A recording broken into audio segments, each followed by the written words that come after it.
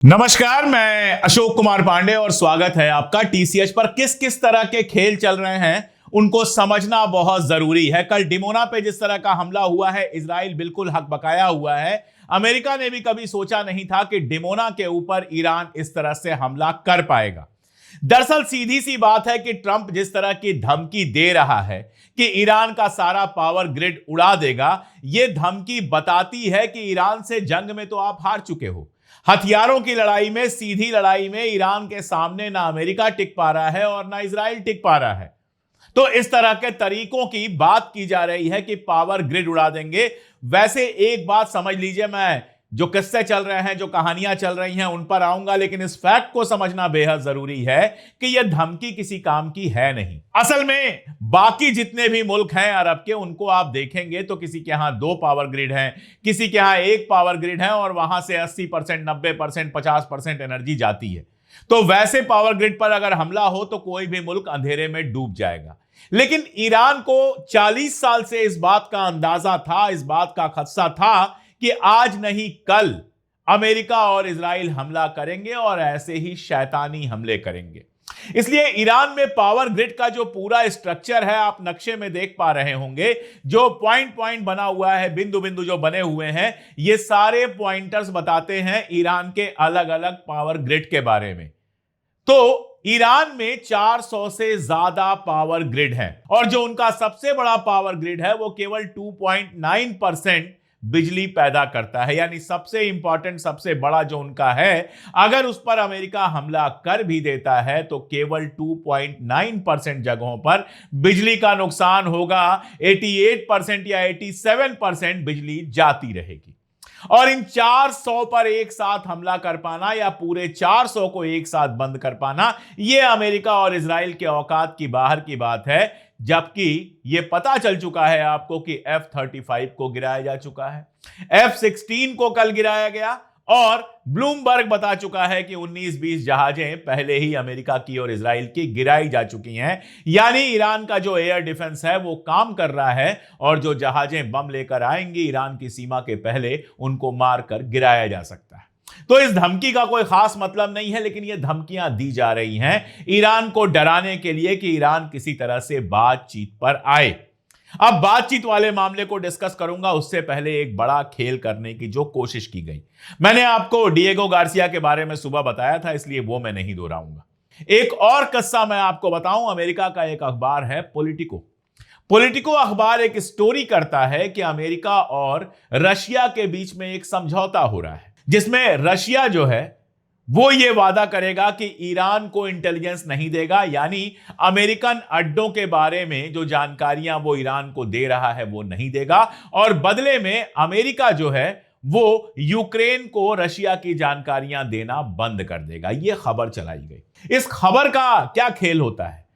Diego वाली खबर का मैंने आपको बताया था, ईरान को बदनाम करना था कि ईरान के पास 4000 किलोमीटर की मिसाइलें हैं, और फ्रांस में, ब्रिटेन में, इन देशों में यह माहौल बनाना था कि ईरान हमारा भी दुश्मन हो सकता है, हमारे ऊपर भी हमला कर सकता है। और इस खबर का सारा खेल यह था कि रशिया और ईरान के बीच में फ्रिक्शन पैदा करो, ईरान में यह मैसेज दो कि देखो रूस तुमसे दूर हो रहा है, तुम्हारा सौदा कर रहा है।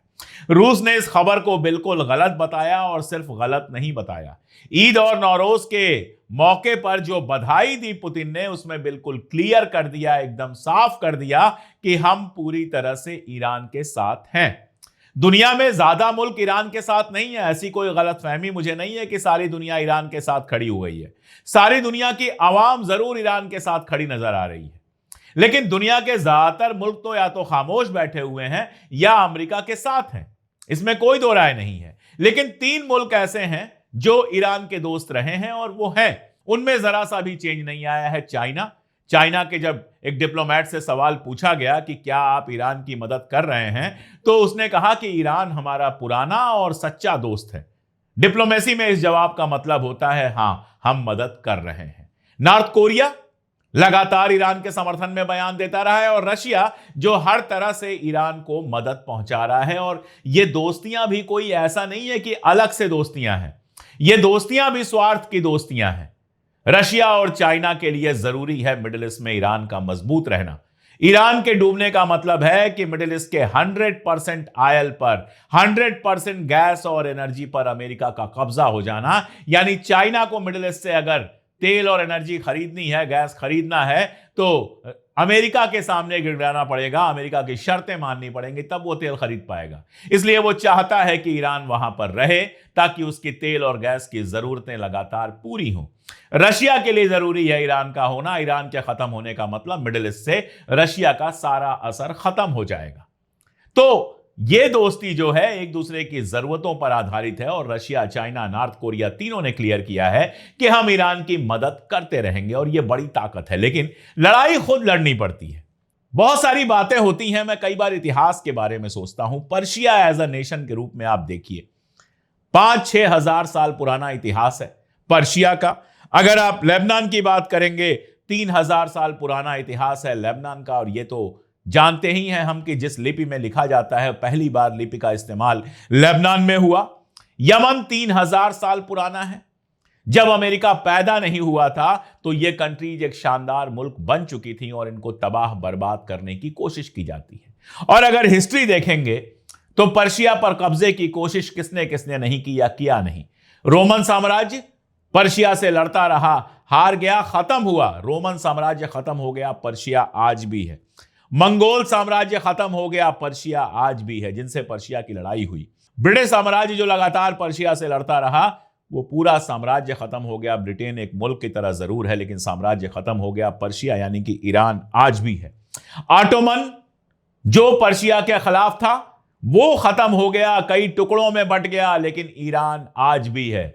और याद रखिएगा, अमेरिका और इजराइल भी खत्म हो जाएंगे लेकिन ईरान इस धरती पर बना रहेगा। पुरानी सभ्यताएं इस तरह से इतनी आसानी से खत्म नहीं होती। चाहे हिंदुस्तान हो, चाहे ईरान हो, तमाम झंझावात झेलकर, तमाम सारे विरोधियों को झेलकर आज तक इस धरती पर हैं और रहेंगे। आगे बढ़ो उससे पहले वही अपील कि अगर आप वीडियोस रेगुलर देख रहे हैं तो चैनल सब्सक्राइब क्यों नहीं किया है, सब्सक्राइब कर लीजिए और बटन वगैरह जो होता है दबा दीजिए ताकि आपको लगातार अपडेट्स मिलती रहें। साथ में अगर आप हमारी ताकत बनना चाहते हैं तो आप हमारी मेंबरशिप ले सकते हैं। मेंबरशिप 3 रुपए रोज से भी कम की है। आप देख सकते हैं वीडियो के ठीक नीचे ज्वाइन का बटन होगा, स्क्रीन पर एक QR कोड होगा, जो हमारा पिन कमेंट और हमारी डिस्क्रिप्शन होती है उसमें आपको लिंक मिल जाएगी। किसी भी रास्ते से आप मेंबरशिप ले सकते हैं, जो भी आसान हो। सुपर थैंक दे सकते हैं। जरूरी है कि आप हमारी ताकत बने ताकि हम पूरी ताकत के साथ लगातार सच ऐसे ही कहते रहें। खैर, ईरान को लेकर तमाशे हर जगह शुरू हो गए हैं और पाकिस्तान बहुत बुरी तरह से उलझता हुआ नजर आ रहा है। आसिम मुनीर साहब लंच करके आए हैं व्हाइट हाउस से, तो कीमत चुकानी पड़ेगी। इजराइल के साथ वो दिख नहीं सकते खुलेआम, लेकिन सब जानते हैं कि उनका दिल इजराइल में धड़कता है। वहां हुआ क्या कि शिया जो मौलाना है उनकी एक मीटिंग बुलाई गई और उस मीटिंग में आसिम मुनीर ने बदतमीजी करते हुए कहा कि जो लोग ईरान के साथ हैं वो ईरान चले जाएं। मैं हिंदुस्तान में रहता हूं और यहां पर जो लोग सरकार के खिलाफ होते हैं उनसे कहा जाता है पाकिस्तान चले जाओ, ईरान चले जाओ, फलस्तीन चले जाओ। तो मुझे लगा कि भले दोनों मुल्क अलग हो गए हैं लेकिन फितरत ज्यादा अलग नहीं हुई है। यहां भी जो अमेरिका परस्त है वो हम जैसे लोगों को ईरान, पाकिस्तान, तुरान भेजते रहते हैं और वहां भी आसिम मुनीर उन लोगों को जो ईरान के साथ हैं या ईरान का फेवर कर रहे हैं उनको ईरान जाने की बात कर रहा है। लेकिन इसके बाद शिया जो क्लेरिक्स थे, शिया जो विद्वान थे, उन्होंने इसकी जबरदस्त मुखालफत की है। एक के बाद एक लगातार वीडियोस आए हैं। लोगों ने कहा है कि अगर ईरान से मोहब्बत करने वाले ईरान चले जाएं तो फिर इजराइल और अमेरिका से मोहब्बत करने वाला आसिम मुनीर इजराइल और अमेरिका क्यों नहीं चला जाता है। मैं एक वीडियो देख रहा था, वो वीडियो गिलगित का था, गिलगित बाल्टिस्तान जो लोग जानते हैं वहां का था, और वहां पे भी यह बंदा यही बात कह रहा था कि आसिम मुनीर की हिम्मत कैसे हुई हमारे जैसे लोगों को ईरान जाने के लिए कहने की। शियाओं की अच्छी खासी पॉपुलेशन है और पाकिस्तान मूवमेंट में शियाओं का भी रोल रहा है। पाकिस्तान की आर्मी में भी शियाओं का बड़ा नंबर है। लेकिन क्या यह मामला शिया और सुन्नी का है? क्या ईरान का मामला शिया और सुन्नी और मुसलमान तक रह गया है? अगर ऐसा है तो हमारे जैसे लोगों की तो कोई जरूरत ही नहीं है, शिया सुन्नी आपस में निपट लें।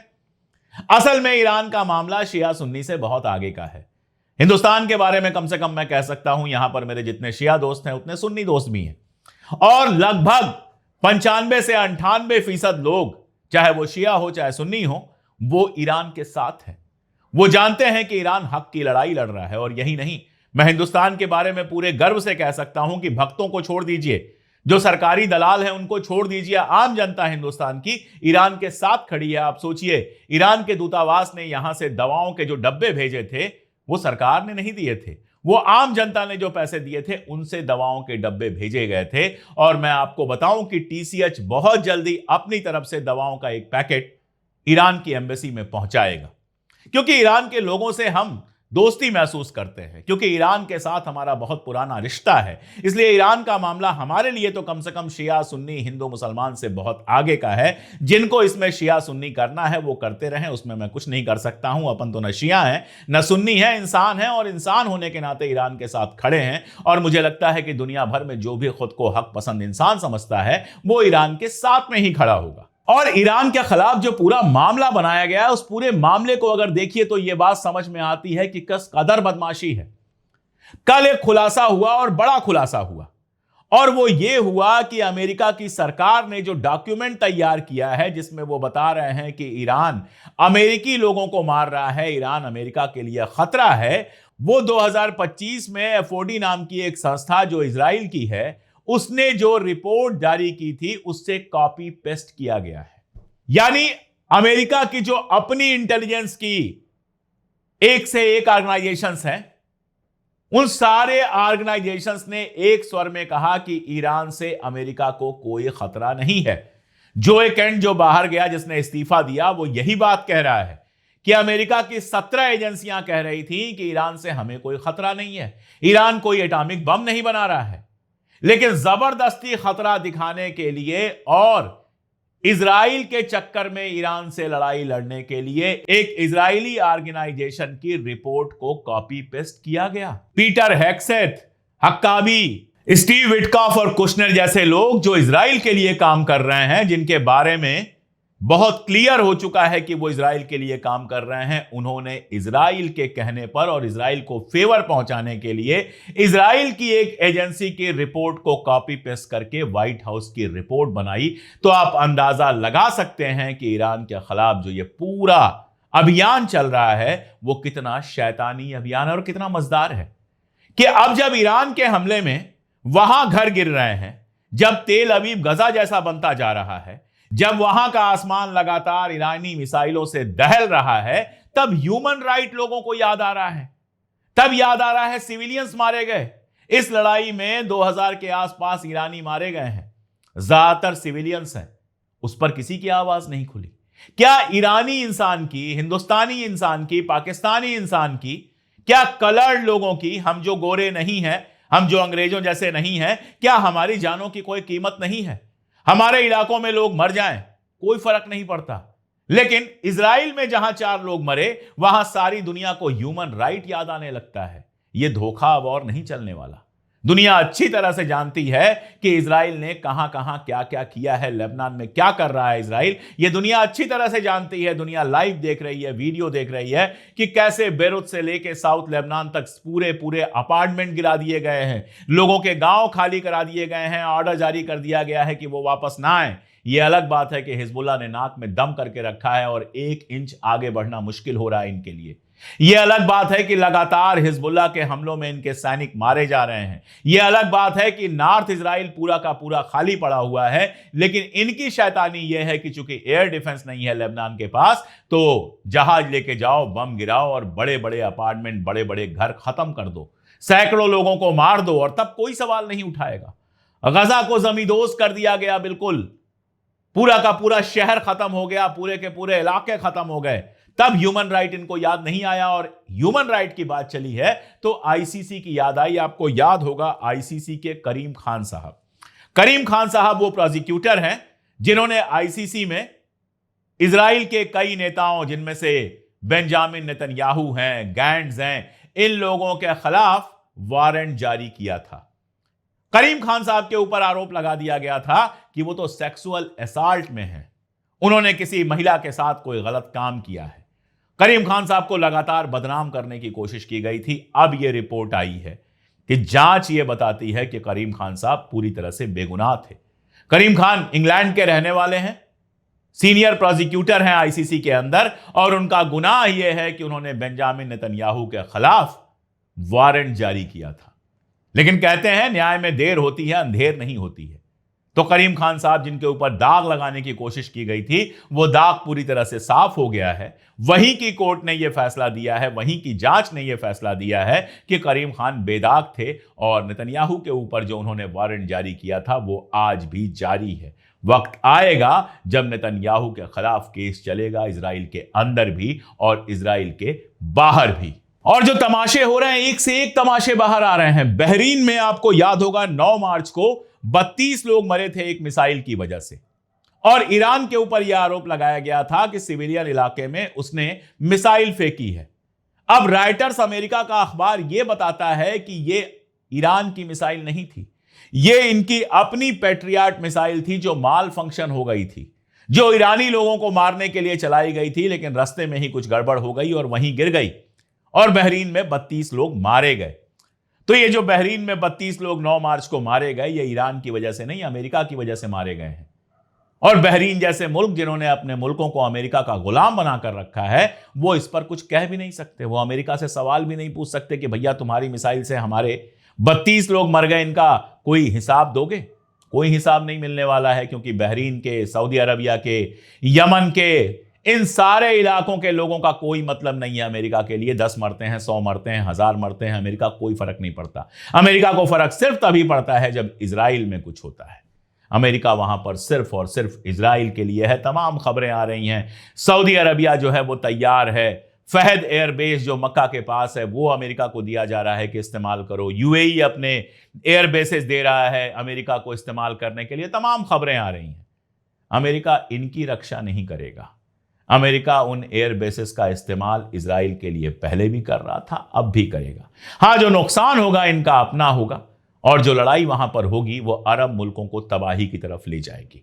और इजराइल के लिए इससे अच्छा क्या हो सकता है कि सारे अरब मुल्क तबाह हो जाएं और Israel greater to greater Israel बनता चला जाए। उससे अच्छा क्या हो सकता है? लेकिन इन सब के बीच पेच एक ही है, जरा सा मुल्क है इजराइल।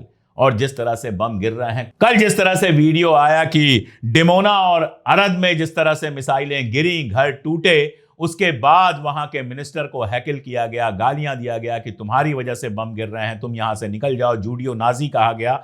यह समझ में आता है कि वहां की जनता के लिए यह सब बर्दाश्त कर पाना मुश्किल है। और ईरान की मिसाइलें अगर ऐसे ही इजराइल में बरसती रहीं तो वहां पर भी विरोध शुरू हो जाएगा। छोटा सा विरोध तो दिख रहा है। कल देखा मैंने कि तकरीबन 500 लोग थे, एक रैली निकली हुई थी और बारिश हो रही थी। बारिश में वो लोग जंग के खिलाफ एक रैली निकाले हुए थे। लेकिन 500 लोगों से कुछ तय नहीं होता है। इजराइल की ज्यादातर जनता जंगखोर हो चुकी है। ज्यादातर जनता को मजा आता है जब कोई अरब मरता है, चाहे किसी भी मुल्क का मरे। तो इसी पागलपन में वो इस जंग को जारी रखेंगे, और जितने दिन तक जंग जारी रखेंगे इजराइल का नुकसान लगातार होता जाएगा और इजराइल के लिए उसको एब्जॉर्ब करना बहुत मुश्किल हो जाएगा। और लंबी जंग का सबसे बड़ा खतरा है कि इजराइल की इकॉनमी, इजराइल का पूरा स्ट्रक्चर और इजराइल का वजूद तक खतरे में आ सकता है। जहां तक ईरान का सवाल है, उन्होंने सर पे कफन बांधा हुआ है। वो हर तरह की तबाही के लिए तैयार हैं और किसी भी हाल में झुकने के लिए तैयार नहीं है। इसलिए अमेरिका जो दुनिया भर की बातें एक जियास वगैरह पर बराक राबिट जैसे लोगों से चलवा रहा है कि ये शर्तें अगर मान ले ईरान तो जंग बंद हो जाएगा, ईरान शर्तें मानेगा नहीं। ईरान तो अपनी शर्तें मनवाएगा, उसके बाद जंग रोकेगा, चाहे तबाही जितनी भी हो। अब ये दुनिया के जो हुक्मरान हैं उनके ऊपर है। काश हमारे मोदी जी और बाकी जो प्राइम मिनिस्टर्स हैं वो अमेरिका और बाकी मुल्कों पर दबाव बनाते कि ये जंग जल्दी से जल्दी खत्म किया जाए, ईरान को न्याय मिले। केवल यही एक तरीका है दुनिया को बचाने का, वरना जिस तरह से ये जंग बढ़ रही है आगे क्या होगा कह पाना भी बहुत मुश्किल है। आज के लिए इतना ही, बहुत शुक्रिया। मैंने YouTube पोस्ट में लिखा था कि स्टैंड इन ईरान वाली टी शर्ट आप खरीद सकते हैं, तो बहुत सारे लोगों ने मुझसे पूछा था कि ये टी शर्ट कैसे खरीद सकते हैं। लिंक तो हमने वहां भी दिया था। इस टी शर्ट को जो मैंने पहनी हुई है ये अलग अलग कलर, अलग अलग साइजेस में अवेलेबल है, और डिस्क्रिप्शन में हमने इसका लिंक दिया हुआ है। उस लिंक पर जाकर ये और ऐसी ढेर सारी हमारी टी शर्ट्स आप खरीद सकते हैं।